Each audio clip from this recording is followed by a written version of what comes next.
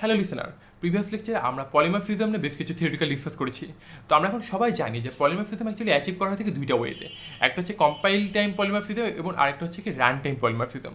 So compile time polymorphism আমরা already achieve করে ফেলেছি, যেহেতু আমরা মেথড ওভারলোডিং, কনস্ট্রাক্টর ওভারলোডিং এগুলো আমরা কভার করে ফেলেছিলাম এর আগেই। সো আমরা প্রিভিয়াস লেকচারে দেখেছি যে কীভাবে আমরা ওগুলোর মাধ্যমে আমরা কম্পাইল টাইম পলিমরফিজম অ্যাচিভ করে থাকি। সো আমাদের শুধু একটাই টপিক বাকি ছিল যে মেথড হাইডিং। সো এটা আমরা দেখে নিব যে মেথড হাইডিংয়ের মাধ্যমে আমরা কীভাবে কম্পাইল টাইম পলিমরফিজম অ্যাচিভ করতে পারি। খুবই সিম্পল ব্যাপার, এটা আমরা পরবর্তীতে কভার করব। সো এখন আমরা যেটা দেখবো সেটা হলো যে আমরা কি জানি যে রান টাইম পলিমরফিজম বা ডাইনামিক পলিমরফিজম বা যেটাকে আমরা বলতে পারি ডাইনামিক মেথড ডিসপ্যাচ বা লেট বাইন্ডিং, মানে একটা জিনিসকে কিন্তু আমরা চারভাবে বলতে পারি। সো এক একজন এক একভাবে বলবে। সো অনেক সময় এগুলো একজন বলবে কি ডাইনামিক মেথড ডিসপ্যাচ, একজন বলবে লেট বাইন্ডিং। এগুলো শুনে ঘাবড়ানোর কোনো কারণ নেই, সবই একই জিনিস, ওই রান টাইম পলিমরফিজমই। সো এই রান টাইম পলিমরফিজম আমরা কীভাবে অ্যাচিভ করতে পারি? এটা আমরা অ্যাচিভ করতে পারি শুধুমাত্র মেথড ওভাররাইডিংয়ের মাধ্যমে। সো এই জন্য আমরা আজকের লেকচার থেকে মেথড ওভাররাইডিং শেখার ট্রাই করবো। যে মেথড ওভাররাইডিং যখন আমরা করতে পারবো 100%, তখন আমরা দেখবো যে হ্যাঁ মেথড ওভাররাইডিংয়ের মাধ্যমে কীভাবে আমরা এই রান টাইম পলিমরফিজমটা অ্যাচিভ করতেছি। So let's start. So dynamic method polymorphism বা রান টাইম পলিমরফিজম আমরা অ্যাচিভ করতে পারি কি মেথড ওভাররাইডিংয়ের মাধ্যমে। সো মেথড ওভাররাইডিং কীভাবে করা হয়ে থাকে? মেথড ওভাররাইডিং করা হয়ে থাকে যখন আমরা তো অলরেডি কী জানি, ইনহেরিটেন্স আমরা পারি, তাই না? যে ইনহেরিটেন্সের মধ্যে কী থাকে, প্যারেন্ট ক্লাস থাকে এবং চাইল্ড ক্লাস থাকে। সো আমরা কিন্তু মেথড ওভাররাইডিংয়ের ক্ষেত্রে এই ইনহেরিটেন্সই অ্যাপ্লাই করবো। ইনহেরিটেন্স ছাড়া কিন্তু আমরা মেথড ওভাররাইড করতে পারবো না। সো আমরা ইনহেরিটেন্সের সময় আমরা কী দেখেছিলাম যে সাব ক্লাস এবং প্যারেন্ট ক্লাস, তাই না? বা চাইল্ড ক্লাস বা প্যারেন্ট ক্লাস। সো আমরা যদি এমন করি যে প্যারেন্ট ক্লাসে কোনো একটা মেথড ডিক্লেয়ার করা আছে এবং আমরা ঠিক সেম ওই একই মেথড, সেম মানে মেথডের যে সিগনেচার, ঠিক সেম ওই মেথড সিগনেচার মানে কপি করে আমরা যদি সাব ক্লাসের মধ্যে ওই সেম নামে একটা মেথড লিখি বা মেথড ক্রিয়েট করি, তখন ওই টোটাল বিষয়টাকে বলা হয়ে থাকে মেথড ওভাররাইডিং। তো এই মেথড ওভাররাইডিংটা আমরা অ্যাকচুয়ালি কেন করি, মানে এটা অ্যাডভান্টেজটা কি? এটা অ্যাডভান্টেজটা হলো, যদিও আমরা এটা আরও ভালোভাবে বোঝার ট্রাই করবো, তো জাস্ট এখন একটু শর্টকাটে বলি। এটা অ্যাডভান্টেজ হলো আপনি প্যারেন্ট ক্লাসের মধ্যে কোনো একটা মেথড আপনি লিখলেন, যে ভয়েড M1 একটা মেথড লিখলেন, যেটা কোনো রিটার্ন টাইপের কিছু নেই। সো এটার মধ্যে আপনি কী করবেন, মানে আমরা মেথডের মধ্যে নর্মালি কী করে থাকি, কোনো স্টেটমেন্ট লিখি বা কোনো লজিক ইমপ্লিমেন্ট করি, তাই না? আমরা সব কাজ তো আর কি বেসিক্যালি লজিক্যাল সমস্ত অপারেশন বা সব কিছু তো আমরা কি মেথডের মধ্যেই করে থাকি। সো প্যারেন্ট ক্লাসের মধ্যে আমরা এই ধরনের একটা মেথড ক্রিয়েট করে রেখেছি, ধরেন যে ভয়েড M1। আমার কথাবার্তাগুলো খুব মানে ভালোভাবে কনসেন্ট্রেশনের সাথে হচ্ছে বোঝার ট্রাই করেন, হ্যাঁ? যেহেতু আমরা কোনো এক্সাম্পল দেখতেছি না, আমরা জাস্ট মানে শুধু একটা সিম্পল স্ক্রিনের সামনে কথাগুলো শুনতেছি। সো একটু মনোযোগ সহকারে শুনতে হবে, হ্যাঁ? সো আমরা প্যারেন্ট ক্লাসের মধ্যে এইভাবে একটা মেথড ক্রিয়েট করলাম যে ভয়েড M1, যেটার মধ্যে আমরা নিজেদের মতো করে কিছু স্টেটমেন্ট বা কিছু লজিক্যাল অপারেশন আমরা তার মধ্যে লিখে রেখেছি। এবং আমরা করলাম কি চাইল্ড ক্লাসের মধ্যে সেম ওই নামে একদম ভয়েড M1 নামে একটা মেথড ক্রিয়েট করলাম, মানে একদম সেম 100% প্যারেন্ট ক্লাসের মতো আর কি মেথড একটা। এবং আমরা ওই মেথডের মধ্যে কী করলাম কি, যে নিজেদের মতো করে কোনো ইমপ্লিমেন্টেশন অ্যাড করলাম। দেখা যাচ্ছে প্যারেন্ট ক্লাসের মেথডের মধ্যে যেই ইমপ্লিমেন্টেশনগুলো ছিল সেগুলো দিয়ে আমাদের যে রিকোয়ারমেন্ট সেটা ফুলফিল হচ্ছিল না। তো সেক্ষেত্রে আমরা কী করলাম, নিজেদের মতো করে মানে আমরা ইমপ্লিমেন্টেশনগুলো চাইল্ড ক্লাসের মেথডের মধ্যে ইমপ্লিমেন্ট করলাম। এই বিষয়টাকে বলা হয়ে থাকে মানে method overriding. That means method ওভাররাইডিংয়ের মাধ্যমে আমরা কী করি, যে নিজেদের মতো করে ইমপ্লিমেন্টেশন আমরা অ্যাড করতে পারি। মানে সুপার ক্লাসের মেথডের মধ্যে যে ইমপ্লিমেন্টেশনগুলো আছে সেগুলোর সাথে আমরা যদি এক্সট্রা কোনো ফিচার অ্যাড করতে চাই বা এক্সট্রা কোনো লজিক্যাল কোনো অপারেশন বা লজিক্যাল কোনো স্টেটমেন্ট যদি আমরা অ্যাড করতে চাই, তাহলে আমরা কী করতে পারি, যে চাইল্ড ক্লাসের মধ্যে আমরা ওই মেথডটাকে ওভাররাইড করে দেন আমরা ওই মেথডের মধ্যে আমরা আমাদের নিজেদের মতো করে ইমপ্লিমেন্টেশনগুলো অ্যাড করতে পারি। সো এটা নিয়ে যখন আমরা প্র্যাকটিক্যাল এক্সাম্পল দেখবো তখন আপনাদের কনসেপ্ট আরও ক্লিয়ার হয়ে যাবে।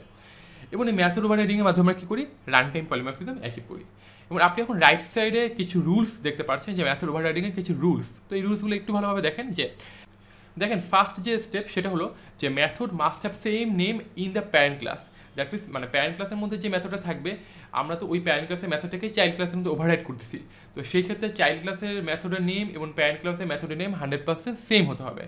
এবং সেকেন্ড যে স্টেপ সেটা হলো দেখেন যে method must have same parameter as in the parent class. That means মানে মেথডের যে প্যারামিটার, চাইল্ড ক্লাসের মেথডের প্যারামিটার এবং প্যারেন্ট ক্লাসের মেথডের প্যারামিটারও সেম হতে হবে। আমরা বাবা বলছি যে মানে যখন আমরা মেথড ওভাররাইড করি তখন প্যারেন্ট ক্লাসের মেথড এবং চাইল্ড ক্লাসের মেথডের সিগনেচার অবশ্যই সেম হতে হয়। তো মেথড সিগনেচার সেম মানে কি, প্যারামিটার অবশ্যই সেম হতে হবে, তাই না? এবং থার্ড যে স্টেপ সেটা হলো কি, যে there must be is a relationship. তার মানে কি, যে মানে আমরা যদি মেথড ওভাররাইডিং করতে চাই রান টাইম পলিমরফিজম অ্যাচিভ করতে চাই তাহলে কিন্তু অবশ্যই আমাদেরকে ইজের রিলেশনশিপে চলে যেতে হবে। দ্যাট মিনস ইনহেরিটেন্স অ্যাপ্লাই করতে হবে। দুইটা ক্লাসের মধ্যে যখন আমরা ইনহেরিটেন্স অ্যাপ্লাই করবো তখনই কিন্তু আমরা এই মেথড ওভাররাইডিং করবো এবং এই মেথড ওভাররাইডিংয়ের মাধ্যমে আমরা রান টাইম বা ডাইনামিক পলিমরফিজম অ্যাচিভ করতে পারি। বাট ইনহেরিটেন্স ছাড়া কিন্তু কখনোই মেথড ওভাররাইডিং করা পসিবল না। যেটা আমরা মেথড ওভারলোডিংয়ের সময় করেছিলাম তখন কিন্তু আমরা কোনো ইনহেরিটেন্স কোনো কিছু অ্যাপ্লাই করি নাই। আমরা কিন্তু একটা সিঙ্গেল ক্লাসের মধ্যে আমরা মেথড ওভারলোডিং দ্যাট মিনস আমরা কম্পাইল টাইম পলিমরফিজম অ্যাচিভ করতে পারি। But run time polymorphism achieve করতে হলে আমাকে অবশ্যই ইনহেরিটেন্সের হেল্প আমাকে নিতে হবে। ইনহেরিটেন্স ছাড়া আমরা কখনোই রান টাইম পলিমরফিজম অ্যাচিভ করতে পারবো না। তো আমরা এখন একটু প্র্যাকটিক্যাল এক্সাম্পলের মাধ্যমে এই মেথড ওভাররাইডিংটা বোঝার ট্রাই করি। তো আপনারা এখন স্ক্রিনে একটা রেড বক্স দেখতে পাচ্ছেন যেখানে আমি আগে থেকেই কিছু কোড লিখে রেখেছি। দেখেন এখানে একটা ক্লাস আমরা দেখতে পাচ্ছি যে ক্লাস এ, এবং ওই ক্লাসের মধ্যে একটা মেথড আমি লিখেছি যে পাবলিক ভয়েড M1, যেই মেথডের মধ্যে একটা স্টেটমেন্ট লেখা আছে। এবং আমরা আরেকটা ক্লাস লিখেছি যে ক্লাস বি, দেন আমরা এক্সটেন্ড এ লিখলাম। এটার মাধ্যমে কী করলাম যে আমরা এ এবং বি এর মধ্যে একটা ইনহেরিটেন্স অ্যাপ্লাই করলাম। সো এ এখন হয়ে গেল প্যারেন্ট ক্লাস এবং মানে ক্লাস বি হয়ে গেল চাইল্ড ক্লাস। তো এই অবস্থায় এই লাইনটা লেখার সাথে সাথে কী হবে বলেন তো, যে প্যারেন্ট ক্লাসের মধ্যে যে পাবলিক প্রপার্টিগুলো আছে that means private, static, final ছাড়া যে সমস্ত প্রপার্টি বা মেম্বার আছে সেগুলো অলরেডি ক্লাস বি এর মধ্যেও এক্সিস্ট করবে। সো এই পাবলিক ভয়েড M1 এটা এখন ক্লাস বি এর মধ্যে এক্সিস্ট করতেছে।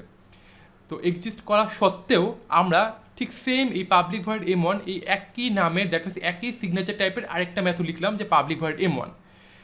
তো এইটা লেখার মানে কি হলো যে আমরা এখন প্যারেন্ট ক্লাসের মেথডটাকে ওভাররাইড করে ফেললাম। এক্সপ্লিসিটলি আমরা এই বিষয়টাকে করলাম, তাই না? মানে যখন আমরা এক্সটেন্ড করি তখন কি হয় যে চাইল্ড ক্লাসের এই পাবলিক প্রপার্টি বা মেম্বারগুলো ইমপ্লিসিটলি এই মানে কম্পাইলার কী করে এই ক্লাস বি এর মধ্যেও দিয়ে দেয়, মানে ক্লাস বি এর মধ্যে এক্সিস্ট করে। সো এক্সিস্ট থাকা সত্ত্বেও মানে একই নামের একটা মেথড থাকা সত্ত্বেও আমরা ওই নামেরই আরেকটা মেথড এক্সপ্লিসিটলি আমরা এখানে লিখলাম পাবলিক ভয়েড M1। এবং এই মেথডটা লেখার মধ্যে এই মেথডটা লিখে আমরা এর মধ্যে নিজেদের মতো করে একটা স্টেটমেন্ট দিয়েছি যে system.out.println B_M1। তো যখনই আমরা মানে এইভাবে প্যারেন্ট ক্লাসের মেথডটাকে ওভাররাইড করি তখন এটাকে বলা হয়ে থাকে মেথড ওভাররাইডিং। এবং তখন এই প্যারেন্ট ক্লাসের এই মেথডটাকে বলা হয়ে থাকে ওভাররিডেন মেথড, এবং চাইল্ড ক্লাসের এই মেথডটাকে বলা হয়ে থাকে, যেটাকে আমরা এক্সপ্লিসিটলি যে মেথডটাকে আমরা লিখে থাকি সেই মেথডটাকে বলা হয়ে থাকে ওভাররাইডিং মেথড। এবং এই টোটাল বিষয়টাকে আমরা বলে থাকি মেথড ওভাররাইডিং ইন জাভা। এবং আমরা এখানে অ্যাকচুয়ালি কী করতেছি যে মেথড ওভাররাইড করি, তাই না? যে একটা মেথড থাকা সত্ত্বেও আমরা ওই মেথডটাকে ওভাররাইড করতেছি। ওকে, তো এখন আপনার কোশ্চেন হতে পারে যে ভাই আমরা এই কাজটা কেন করলাম, মানে কেন আমরা এই কমপ্লেক্সিটির মধ্যে যাচ্ছি? হ্যাঁ, এই মেথড ওভাররাইডিংয়ের সবচেয়ে বড় যে অ্যাডভান্টেজ সেটা হলো যে আমরা নিজেদের মতো করে ইমপ্লিমেন্টেশন অ্যাড করতে পারতেছি। তো আমি জাস্ট এখন আপনাদের সামনে ছোট্ট একটা এক্সাম্পল দিব, আশা করি এইটার মাধ্যমে আপনাদের কনসেপ্ট 100% ক্লিয়ার হয়ে যাবে। ধরেন আপনি একটা সফটওয়্যার কোম্পানিতে জব করেন এবং আপনার টিমে 10 থেকে 15 জন ডেভেলপার আছে। সো আপনারা একটা ব্যাঙ্কিং সিস্টেম ডেভেলপ করতেছেন। তো এই টোটাল সিস্টেমটা আপনারা কিন্তু 15 জন মিলিয়ে ডেভেলপ করতেছেন, মানে এক একজন এক এক পার্টে কাজ করতেছে। কেউ লগ ইন সিস্টেমে কাজ করতেছে, কেউ উইথড্র সিস্টেমে, কেউ সেভিংস অ্যাকাউন্টে কাজ করতেছে, কেউ কারেন্ট অ্যাকাউন্টে পেজ ডেভেলপ করতেছে, এরকম আর কি। তো আপনার পার্টে ধরেন আপনি কাজ করতেছেন যে ব্যাংকের লগ ইন সিস্টেম নিয়ে। সো মানে ক্লায়েন্ট আপনাদেরকে বললো যে আমাদের ব্যাঙ্কিং সিস্টেমে দ্যাট মিনস অনলাইন ব্যাঙ্কিং সিস্টেমে লগ ইন করতে হলে ইউজারদেরকে অ্যাকাউন্ট নাম্বারটা দিতে হবে এবং তার পাসওয়ার্ড দিতে হবে। এই দুইটা ইনফরমেশন দিয়ে সে লগ ইন করতে পারবে। সো আপনি লগ ইন একটা মেথড ক্রিয়েট করলেন, লগ ইন মেথডের মধ্যে আপনি দুইটা প্যারামিটার নিলেন, যে স্ট্রিং টাইপের অ্যাকাউন্ট নাম্বার এবং হচ্ছে তার মানে পাসওয়ার্ড, স্ট্রিং টাইপের পাসওয়ার্ড। দুইটা প্যারামিটার নিয়ে আপনি লজিক ইমপ্লিমেন্ট করলেন, যে আপনি ইফ এলস মাধ্যমে কিছু মানে কন্ডিশন অ্যাপ্লাই করে আপনি মেথডটা আপনি লিখে ফেললেন। যে মেথডটা কাজ হলো কি, যে ইউজারদের কাছ থেকে শুধুমাত্র অ্যাকাউন্ট নাম্বার নেবে এবং তার পাসওয়ার্ড নেবে, নিয়ে তাকে হচ্ছে মানে লগ ইন করে ফেলবে। তো এখন আপনি এই কাজ করার পর আপনি নতুন একটা জব পেয়ে গেলেন এবং আপনি ওই কোম্পানি সুইচ করে আদার্স কোম্পানিতে চলে গেলেন। তো আপনার পজিশনে অন্য একজন নতুন ডেভেলপার জয়েন করলো। তো সে এখন কি করবে, সে এখন কাজ শুরু করবে। তো সে জয়েন করার পর মানে ব্যাংকের সিস্টেমটা এদিকে মোটামুটি ডেভেলপ হয়ে গেছে। তো ব্যাংকের মানে দ্যাট মিনস ক্লায়েন্ট এখন বললো, আচ্ছা আমরা তো আগে লগ ইন সিস্টেমটার মধ্যে শুধুমাত্র ইউজারদের কাছ থেকে অ্যাকাউন্ট নাম্বার নিতাম এবং হচ্ছে পাসওয়ার্ড নিতাম, বাট আমরা এখন চাচ্ছি যে মানে ইউজারদের কাছ থেকে আরও বেশ কিছু ইনফরমেশন নিতে, যেমন অ্যাকাউন্ট নাম্বার দেওয়া লাগবে, পাসওয়ার্ড দেওয়া লাগবে, তার নেম দিতে হবে বা মেল দিতে হবে, মেল আইডি দিতে হবে, বা কিছু সিকিউরিটি কোশ্চেন থাকবে, যে রেজিস্ট্রেশনের সময় কিছু সিকিউরিটি কোশ্চেন থাকবে, ওই কোশ্চেনের অ্যান্সার থেকে দিতে হবে। দ্যাট মিনস তারা চাচ্ছে কি তাদের সিস্টেমটাকে আরও বেশি প্রোটেক্টেড করার জন্য, মানে আরও বেশি সিকিউর করার জন্য। তো এখন আপনার কাজ হবে যে আপনি এখন কী মানে আপনার কোম্পানির সিইও আপনাকে কী বলবে, মানে আপনার ডেভেলপমেন্টের যে টিম লিডার সে আপনাকে বলবে যে ঠিক আছে আমাদের আগের প্রোগ্রামার তো এইগুলো ইমপ্লিমেন্ট করেছিল, তো তুমি এখন এই নতুন কিছু ফিচার অ্যাড করে দাও। তো আপনি এখন দেখলেন যে এই ক্লাসে ধরেন এই ক্লাসের মধ্যেই সে ওই লগ ইন মেথডটা লিখে গিয়েছিল, আপনি দেখলেন যে হ্যাঁ ক্লাসের মধ্যে লগ ইন মেথডটা লেখা আছে, যার মধ্যে সে কী করেছিল, দুইটা প্যারামিটার নিয়েছিল, ব্যাংকের অ্যাকাউন্ট নাম্বার এবং ব্যাংকের মানে ইউজারদের পাসওয়ার্ড আর কি। এখন আপনি আপনি এখন কি করবেন, মানে আমরা এখন যে পর্যন্ত এসেছি প্রোগ্রামিং শিখে, যে পর্যন্ত এসেছি আজকের লেকচার পর্যন্ত, আপনি এখন কি করবেন? সাপোজ আপনি ওভাররাইডিং জানেন না, আপনি করবেন কি, যে ওই মেথডের মধ্যেই আপনি আরও দু একটা প্যারামিটার এক্সট্রা অ্যাড করলেন, যে হ্যাঁ তাকে ইউজার নেম দেওয়া লাগবে বা ইউজার মেইল আইডি দেওয়া লাগবে বা সিকিউরিটি কোশ্চেন দেওয়ার পর দেন আপনি আবার ওই কনস্ট্রাক্টরের মধ্যেও কিছু চেঞ্জ করে ফেললেন, দেন আপনার লজিকের মধ্যেও চেঞ্জ করলেন, দ্যাট মিনস আপনি এই ক্লাসের মধ্যে সব কাজ করলেন।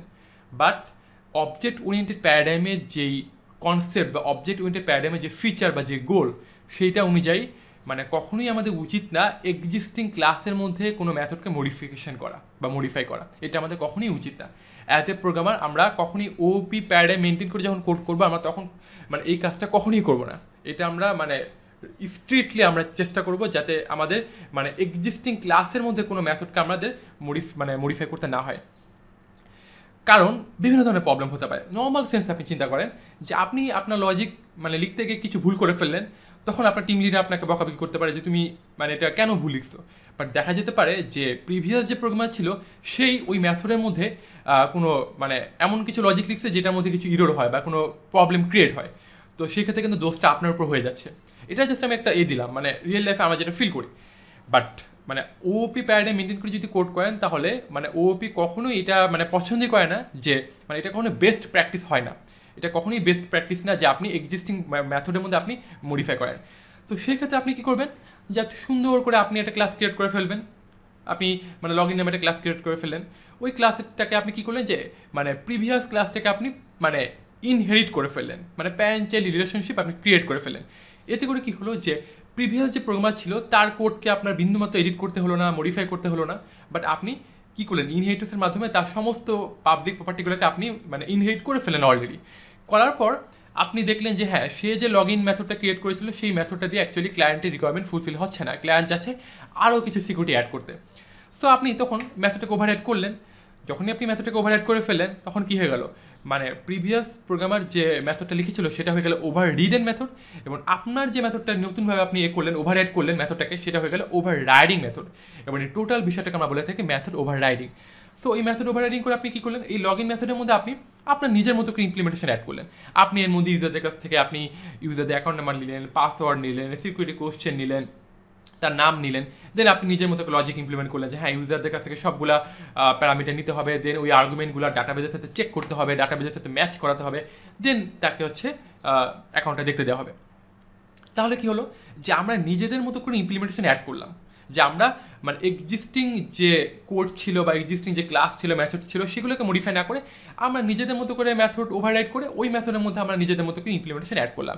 এটাই হলো মেথড ওভাররাইডিংয়ের সবচেয়ে বেস্ট অ্যাডভান্টেজ, মানে সবচেয়ে বড় অ্যাডভান্টেজ যেটা। আর এটা হলো কি মানে সবচেয়ে বেস্ট প্র্যাকটিস হওয়া উচিত আমাদের সবার, মানে আমরা এটা করে থাকি অলরেডি, সবসময় করে থাকি। সো আপনি যখন ওপি মেনটেন করে কোড করবেন, তখন আপনাকে অবশ্যই এই কাজগুলো আপনি করবেন। এবং এই প্যারেন্ট চাইল্ডের যে রিলেশনশিপটা, এবং এই প্যারেন্ট চাইল্ডের রিলেশনশিপ দ্যাট মিনস ইনহেরিটেন্সের সাথে এই মেথড ওভাররাইডিং, এটা সবখানে ইউজ করা হয়। যখন আপনি সফটওয়্যার ডেভেলপার হয়ে যাবেন, তখন আপনার প্রতিনিয়তই মানে এর মধ্যেই থাকা লাগবে। যেমন আমি আরেকটা এক্সাম্পল দিই, আপনারা যদি ওয়ার্ডপ্রেস নিয়ে কাজ করে থাকেন বা অনেক সময় আমরা কি থিম ডেভেলপ করি, সো ধরলেন যে আপনি অ্যাফিলিয়েট মার্কেটিং শুরু করতেছেন, অনেকে আমরা ডিজিটাল মার্কেটিং বা অ্যাফিলিয়েট মার্কেটিং করে থাকি। সো আপনি ধরলেন অ্যাফিলিয়েট মার্কেটিং শুরু করতেছেন, আপনি আপনার ওয়েবসাইটের জন্য আপনি কোনো একটা অর্গানাইজেশনের কাছ থেকে একটা থিম কিনে ফেললেন। সো আপনি থিমটা কেনার পর দেখলেন কি হ্যাঁ থিমটা আপনার খুব পছন্দ হয়েছে, আপনি দেখলেন কি যে এই থিমটা দিয়ে যদি আপনি ওয়েবসাইট সেট আপ করেন, তাহলে আপনার মোটামুটি 80% আপনার রিকোয়ারমেন্ট ফুলফিল হয়ে যাচ্ছে, বাকি 20% আপনার হচ্ছে না, সেগুলোর ক্ষেত্রে আপনাকে কিছু এক্সট্রা মডিফাই করতে হবে। তো ওই কোম্পানি তো আপনাকে মডিফিকেশনের কাজগুলো করে দিবে না, বিকজ তারা তো শুধুমাত্র থিম সেল করে, থিম ডেভেলপ করে আর থিম সেল করে। তখন আপনি করলেন কি যে আরেকজন ডেভেলপার আপনি হায়ার করলেন, যে থিম ডেভেলপারকে আপনি হায়ার করে নিলেন, তার সাথে আপনি ডিল করলেন যে তাকে আপনি $50 বা $100 দিচ্ছেন, এবং সে হচ্ছে আপনার রিকোয়ারমেন্টগুলো ফুলফিল করে দিবে, যে আপনি এক্সট্রা যে কিছু ফিচার অ্যাড করতে চাচ্ছেন সেগুলো করে দিবে। তো আপনি এখন যে ডেভেলপারকে হায়ার করলেন, সে কী করবে, সে করবে কি যে আচ্ছা আরেকটা জিনিস বলে থেকে আগে থেকে, যে যখন আপনি ওই মানে অর্গানাইজেশনের কাছ থেকে যখন থিমটা আপনি কিনে ফেললেন, তখন তারা কিন্তু আপনাকে একটা জিপ ফাইল আকারে আপনাকে থিমটা দিয়ে দিবে, মানে পুরো থিমের ফাইলটা আপনাকে দিয়ে দেবে, এবং সেটা জাস্ট আপনি আপনার সাইটে আপলোড করে দিচ্ছেন। এবং ওই থিমটাকে অ্যাকচুয়ালি বলা হয়ে থাকে প্যারেন্ট থিম, তারা যে থিমটা দিচ্ছে। কারণ ওই থিমটা তারা কিছুদিন পর পরে আপডেট করবে, এবং এটা কিন্তু অনলাইনে আপডেটটা হয়ে যাবে, যে আপনি যখন থিমটা আপলোড করে ফেলবেন এরপরে ওদের যে রুলস মানে যেটা নর্মালি আমরা দেখে থাকি সেটা হলো কি যে ওরা এরকম বলে যে ইয়ারলি তারা হচ্ছে আপনার কাছ থেকে একটা হচ্ছে কাটবে, মানে একটা সার্ভিস চার্জ কাটবে, মানে এটা বদলে আপনি প্রত্যেক বছর তাদের আপডেটটা পেয়ে যাবেন। তারা তো থিমটাকে প্রতিনিয়ত আপডেট করবে, তাই না? ওকে, তো যখনই আপডেট করবে তখন কী হবে, আপনার এই প্যারেন্ট থিমটা কিন্তু সম্পূর্ণ চেঞ্জ হয়ে যাবে, সম্পূর্ণ মানে চেঞ্জ হয়ে যাবে। তো এমত অবস্থায় আপনার যে ডেভেলপার সে যদি ওই থিমের মধ্যে আপনি যে থিমটাকে আপলোড করছেন প্যারেন্ট থিমের মধ্যে যদি মডিফিকেশনগুলো করে, ঠিক আছে করলো, আপনার মানে আপনার রিকোয়ারমেন্ট ফুলফিল হয়ে গেল। বাট প্রবলেমটা হবে যখন ওই থিম কোম্পানি থেকে অনলাইনে অটোমেটিকলি আপডেট হয়ে যাবে। আমরা দেখি না যে উইন্ডোজ অটোমেটিকলি আপডেট হয়ে যাচ্ছে, বা আমাদের অ্যান্ড্রয়েডের ভার্সনগুলো কিন্তু মানে প্রতিনিয়ত আপডেট হয়ে যাচ্ছে অটোমেটিক্যালি। সো এই আপডেট হলে কিন্তু দেখবেন যে প্রিভিয়াস কোনো কিছুই মানে সিস্টেমের যে সেটিংস বা এইগুলো সব কিন্তু আপডেট হয়ে যায়, সবগুলো কিন্তু কি আপডেট হয়ে যায়। তো এই ক্ষেত্রে দেখবেন তখন যদি ওই কোম্পানি আপডেট দিয়ে দেয় তাহলে কী হবে, আপনার ডেভেলপার যে কষ্ট করে যে কোডগুলো সে লিখেছিল বা নতুন ফিচারগুলো ইমপ্লিমেন্ট করেছিল সেগুলো সব ভ্যানিস্ট হয়ে যাবে, সেগুলো কিচ্ছু আর থাকবে না। তো এই কারণে আপনার ডেভেলপার সে কী করবে, সে অ্যাকচুয়ালি মানে প্যারেন্ট থিমের মধ্যে সে মডিফিকেশনটা করবে না, তার করা উচিত না। সে করবে কি, ওখান থেকে জাস্ট প্যারেন্ট চাইল্ড একটা রিলেশন ডেভেলপ করবে, দেন ওই চাইল্ড থিমের মধ্যে সে ফিচারগুলো ইমপ্লিমেন্ট করবে, এবং ওই চাইল্ড থিম থেকে আপনার মানে ওয়েবসাইটটা রান হবে। এতে করে কী হবে যে ওই কোম্পানি যখন প্রত্যেক বছর ওই প্যারেন্ট থিমটা আপগ্রেড করবে, ওরা তো নতুন নতুন ফিচার অ্যাড করবে। এতে করে কী হলো যে আপনি ওই ফিচারগুলো পেয়ে যাচ্ছেন, মানে ওই ফিচারগুলো তো অটোমেটিক্যালি আপনার চাইল্ড থিমের মধ্যে চলে আসতেছে। সো ওই ফিচারগুলো আপনি পেয়ে যাচ্ছেন, দেন আপনার এক্সিস্টিং দ্যাট মিনস আপনার নিজের ডেভেলপ করা আপনার যে মানে কী বলবো যে আপনার নিজস্ব যে রিকোয়ারমেন্ট দিয়ে যে আপনি ডেভেলপ করেছিলেন সেই ফিচারগুলো আপনার থেকে যাচ্ছে। এটা হলো সবচেয়ে মানে এই কারণে এই প্যারেন্ট চাইল্ড মানে এই ইনহেরিটেন্সটা সব সময় অ্যাপ্লাই করা হয়ে থাকে। এটা হচ্ছে সবচেয়ে বেস্ট প্র্যাকটিস সফটওয়্যার ইন্ডাস্ট্রিতে। আশা করি মানে এক্সাম্পলগুলোর মাধ্যমে আমি আপনাদেরকে এই মানে মেথড ওভাররাইডিংয়ের কনসেপ্টগুলো আপনাদেরকে ক্লিয়ার করতে পেরেছি। মানে এটা যে রিয়েল টাইম মানে রিয়েল লাইফের যে অ্যাডভান্টেজটা একদম আমরা সফটওয়্যার ইন্ডাস্ট্রিতে যেটা ফিল করি সেটা আপনি বুঝতে পেরেছেন। মেথড ওভাররাইডিং বোঝা খুবই সোজা, আমরা এই কোডটা দেখেই বুঝতে পারতেছি যে হ্যাঁ এটাকে বলে ওভাররিডের মেথড, এটাকে বলে ওভাররাইডিং মেথড। সবাই কিন্তু এইভাবেই বুঝায়, বা আপনি যদি আদার্স কোনোখানে যদি লেকচার দেখে থাকেন তাহলে কিন্তু আপনি এইভাবে বুঝতে পারেন। বাট আমাদের মধ্যে যে প্রবলেমটা অনেক সময় হয় যে আমরা এটা রিয়েল অ্যাডভান্টেজটা আসলে বুঝতে পারি না। তো এটা আমাদের কিন্তু ফিল করা উচিত। বাট আমরা যদি রিয়েল অ্যাডভান্টেজটা আমরা বুঝতে না পারি তাহলে কোড বুঝে আমাদের কী করবো, আমাদেরকে অবশ্যই প্রত্যেকটা লাইন কোড লিখবো এবং আমাদেরকে বুঝতে হবে মানে এই লাইনটা আমরা কেন লিখলাম বা এটা অ্যাডভান্টেজটা কী। ওকে, তো আশা করি আপনারা সবাই এই মেথড ওভাররাইডিংয়ের কনসেপ্টটা বুঝতে পেরেছেন। তো এখন আমরা দেখব যে এই মেথড ওভাররাইডিংয়ের কিছু ফিচার, হ্যাঁ এইগুলো আমি বারবার বলতেছি আপনারা বাসায় প্রত্যেকটা লাইন বাই লাইন এগুলোকে পড়বেন, বোঝার ট্রাই করবেন। সো আমি একটু মানে দ্রুত আমি এগুলোকে আপনাদের বোঝানোর ট্রাই করতেছি। হ্যাঁ, সো প্রথমে দেখেন যে কী কী ফিচার আছে মেথড ওভাররাইডিংয়ে। যে method overriding technique support the run time polymorphism, that means এই মেথড ওভাররাইডিং টেকনিকের মাধ্যমে কিন্তু আমরা একটা রান টাইম পলিমরফিজম অ্যাচিভ করতে পারি। এবং দেখেন it allows a subclass to provide its own implementation of the method which is already provided by the superclass. মানে সুপার ক্লাসের মেথডের মধ্যে যে ইমপ্লিমেন্টেশনগুলো থাকবে সেগুলো তো থাকলোই, আমরা সাব ক্লাসে এই মেথড ওভাররাইডিং করে নিজেদের মতো করে আমাদের ওন ইমপ্লিমেন্টেশন আমরা এখানে অ্যাড করতে পারতেছি। এইটাই হলো মেথড ওভাররাইডিংয়ের সবচেয়ে মেইন যে অ্যাডভান্টেজ সেটা। এরপরে বলেছে কি যে only the instance method can be overridden in Java, যে শুধুমাত্র ইনস্ট্যান্স মেথডগুলো দ্যাট মিনস আমরা কোনো স্ট্যাটিক ফাইনাল বা প্রাইভেট মেথডকে আমরা ওভাররাইড করতে পারবো না। সো শুধুমাত্র ইনস্ট্যান্স মেথডগুলোকে আমরা ওভাররাইড করতে পারবো। And an instance variable can never be overridden, instance ভেরিয়েবলকে আপনি ওভাররাইড করতে পারবেন না, মানে ভেরিয়েবলকে আমরা ওভাররাইড করতে পারবো না। হ্যাঁ, ভেরিয়েবলকে আমরা হাইড করতে পারবো সর্বোচ্চ, কিন্তু ওভাররাইড করতে পারবো না। ওভাররাইড অ্যাকচুয়ালি শুধুমাত্র করা হয়ে থাকে মানে মেথডের ক্ষেত্রে। The overriding method can't be more restrictive than the overridden method of super class. তো এইটা নিয়ে এখন বললে আপনারা অতটা হয়তো বুঝতে পারবেন না। মানে এই বিষয়টা হচ্ছে কি যে আমরা যখন মডিফায়ার অ্যাপ্লাই করি, সো আমরা ওভাররাইডিং যখন করবো তখনও তো আমরা এই মডিফায়ার অ্যাপ্লাই করবো। সো এখানে বলা হয়েছে কি যে আমরা যে মেথডটাকে ওভাররাইড করতেছি দ্যাট মিনস সাব ক্লাসে যে মেথডটা লিখতেছি ওইটার রেস্ট্রিকশনটা কখনোই মানে প্যারেন্টের যে মেথড মানে প্যারেন্টের মধ্যে যে মেথডটা আছে, যেই মেথডটা অ্যাকচুয়ালি ওভাররিডেন মেথড, ওই মেথডের চেয়ে মানে এটার রেস্ট্রিকশনটা অনেক মানে কখনই বাড়বে না, মানে আমরা বেশি রেস্ট্রিকটিভ করবো না। হ্যাঁ, এটা করতে পারবো না। আচ্ছা, এইটা এখন আমি বুঝতে পারতেছি এই পয়েন্টটা আপনারা ধরতে পারেন না, হয়তো ক্যাচ করতে পারেন না। বাট আমরা যখন মানে আমি যখন প্রোগ্রাম করবো তখন আপনাদেরকে এটা বুঝিয়ে দিব, সেটা নিয়ে চিন্তা করার কোনো কারণ নেই। এবং এরপরে যেটা কী রয়েছে যে overriding concept is not acceptable for private final static and main method, যেটা আমি অলরেডি বললাম যে কোনো মানে মেথডটাকে যদি প্রাইভেট ফাইনাল স্ট্যাটিক বা আমরা যদি মানে মেইন মেথড যখন আমরা ডিক্লেয়ার করি ওই মেথডটাকে আমরা কখনোই ওভাররাইড করতে পারবো না। এবং method overriding can be done by changing the covariant return type only. আচ্ছা, কোভ্যারিয়েন্ট রিটার্ন টাইপ এই বিষয়টা সম্পর্কে আপনারা কি এখন কেউ জানেনই না, বাট এটা নিয়ে আমরা একটা লেকচারে ডিসকাস করবো। মানে কোভ্যারিয়েন্ট রিটার্ন টাইপ যখন আমরা বুঝে যাব তখন আপনি পয়েন্টটা ধরতে পারবেন। সো এই 5 নাম্বার এবং এই 7 নাম্বার পয়েন্টের জন্য একটু ওয়েট করেন। এবং এরপরে রয়েছে কি যে overriding method can't be throw any checked exception. মানে দ্যাট মিনস কি, মানে আমরা যে মেথডকে ওভাররাইড করি সেই মেথডটা অ্যাকচুয়ালি মানে কোনো এক্সেপশন সে হচ্ছে মানে থ্রো করতে পারে না, কোনো চেকড এক্সেপশন। মানে এক্সেপশন কিন্তু দুই ধরনের হয়, চেকড এবং আনচেকড। আচ্ছা, এগুলো আমরা পরবর্তীতে ডিসকাস করলে বুঝতে পারবো। এখন আপাতত জাস্ট এগুলো একটু দেখে রাখেন যে আমরা চেকড এক্সেপশনকে আমরা থ্রো করতে পারবো না ওভাররাইডিং মেথড থেকে। ওকে, আচ্ছা, এখন এই মেথড ওভাররাইডিংয়ে কিছু রুলস আছে, এই রুলসগুলো আমরা একটু দেখবো। ওকে, তো এই রুলসগুলো আমি মানে এতবার ডিসকাস করতে করতে এগুলো অলরেডি আমি ডিসকাস করে ফেলেছি। তারপর জাস্ট একটু বলি, আপনারা নিজেরা পড়ে নেবেন যে সাব ক্লাসের মেথডের নাম অবশ্যই সুপার ক্লাসের নামের মানে একদম সেম হতে হবে, এবং সাব ক্লাসের যে মেথড এবং মানে প্যারেন্ট ক্লাস বা সুপার ক্লাসের যে মেথড, সেই দুটা মেথডের মানে সিগনেচারটা একদম 100% সেম হতে হবে, ম্যাচ করতে হবে। হ্যাঁ, এবং তাদের মধ্যে দুইটা ক্লাসের মধ্যে অবশ্যই ইজের রিলেশনশিপ থাকা লাগবে।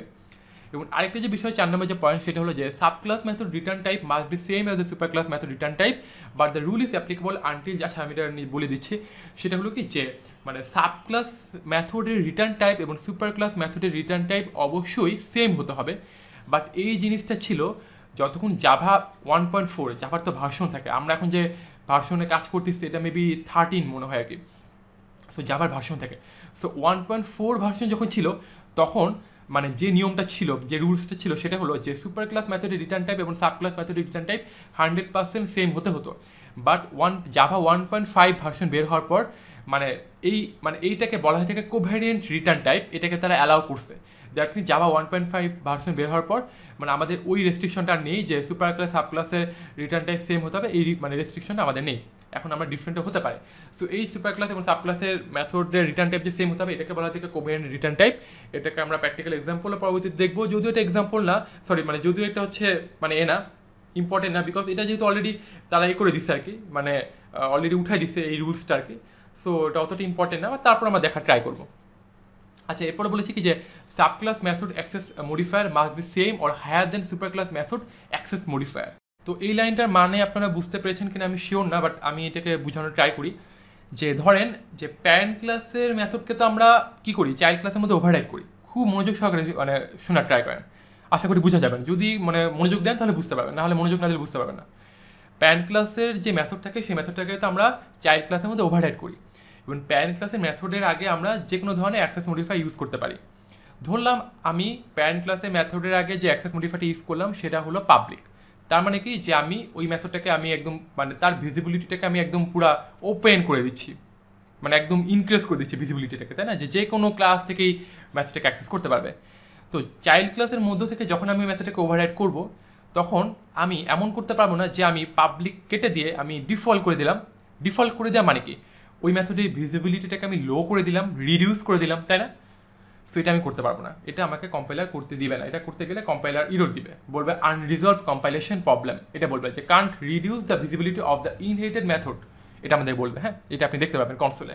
তার মানে কি, যদি আমি তার মানে ধরেন যে আমি যদি প্যারেন্ট ক্লাসের কোনো মেথডের আগে ডিফল্ট ডিক্লেয়ার করি, দ্যাট মিনস কোনো অ্যাক্সেস মডিফাই ইউজ না করি, সো ডিফল্টের চেয়েও রেস্ট্রিক্টেডকে প্রাইভেট, তাহলে আমি যদি প্যারেন্ট ক্লাসের মেথডটাকে ডিফল্ট ডিক্লেয়ার করি, তাহলে আমি চাইল্ড ক্লাসের মেথডটাকে দ্যাট মিনস যে মেথডটাকে আমি ওভাররাইড করতেছি ওই মেথডে আগে প্রাইভেট ডিক্লেয়ার করতে পারবো না। আমি ডিফল্ট রাখতে পারি বা প্রোটেক্টেড করতে পারি বা পাবলিক করতে পারবো, বাট আমি লেস রেস্ট্রিকটিভ বা আমি আমি মানে ভিজিবিলিটিটাকে আমি রিডিউস করতে পারবো না।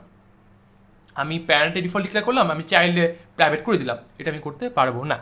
বা আমি প্যারেন্টে প্রোটেক্টেড করলাম, চাইল্ডে আমি ডিফল্ট করে দিলাম, এটা করতে পারবো না। আশা করি বুঝতে পেরেছেন। তো যখন আমরা এক্সাম্পল দেখবো তখন আরও ভালোভাবে বুঝতে পারবো।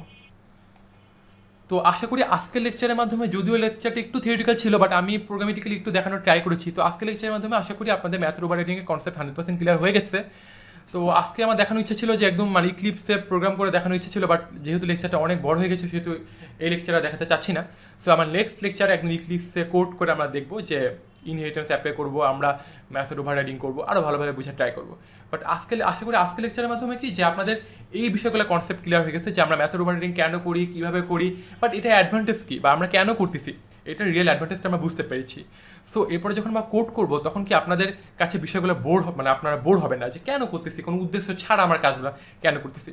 বিকজ আপনারা এখন বুঝতেই পারছেন যে আমরা কী করতেছি, নিজেদের মতো করে ইমপ্লিমেন্টেশন অ্যাড করতেছি। মানে আপনাদের মাথায় ওই কনসেপ্টগুলো মানে আপনাদের মাথায় ঘুরবে যে হ্যাঁ কেউ প্যারেন্ট থিম ডেভেলপ করছে, ওই থিমটাকে আমি মডিফাই করতেছি, আমি একটা এক্সিস্টিং কোম্পানিতে আমি নতুন ডেভেলপার জয়েন করছি, সো আমি তার কোডগুলোকে মডিফাই করবো না, নিজের মতো ইমপ্লিমেন্টেশন অ্যাড করবো। এই বিষয়গুলো একটু মজার, মানে এগুলো যখন ভাববেন তখন আপনাদের নিজের কাছে ভালো লাগবে, মানে আপনার বিষয়টাকে আরও ভালোভাবে রিয়েলাইজ করতে পারবেন।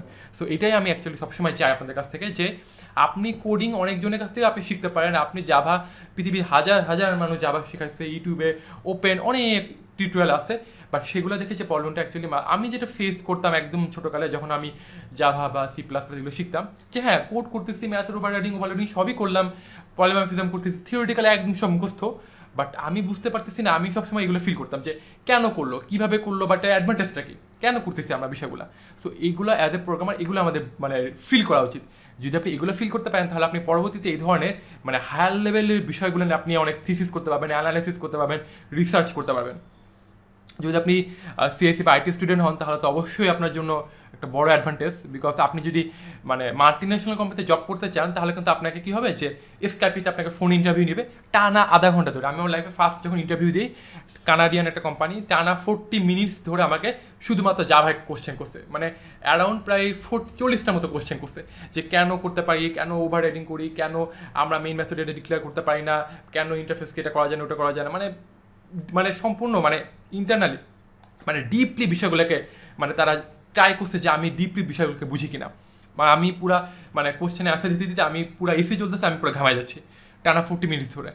বাট ওই সময় আমি মানে 80%-এর মতো কোশ্চেনে অ্যান্সার দিতে পারছিলাম, বাট 20% দিতে পারি নাই।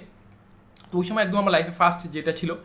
সো এই জন্য আমি চাই যে হ্যাঁ, যে মানে যখন আপনি এই ধরনের মাল্টিন্যাশনাল কোম্পানিগুলোতে আপনি জব করতে যাবেন বা ইন্টারভিউ দেবেন, তখন কিন্তু আপনাকে ফার্স্টে আপনার এই বেসিকগুলো দেখবে যে আপনি বিষয়গুলো ক্লিয়ার কিনা।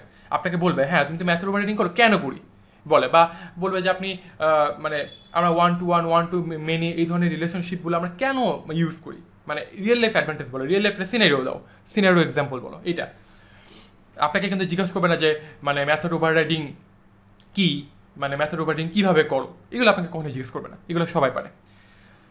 তো আশা করি আপনারা এই ধরনের যখন মানে এই ধরনের ইন্টারভিউ ফেস করলে আপনারা এই ধরনের কোনো প্রবলেমে পড়বেন না এই লেকচারগুলো দেখার পর। সো পরবর্তী লেকচারগুলোতে আমরা আরও ডিপলি ডিসকাস করবো। So stay connected with me to see my next lecture. Thank you again.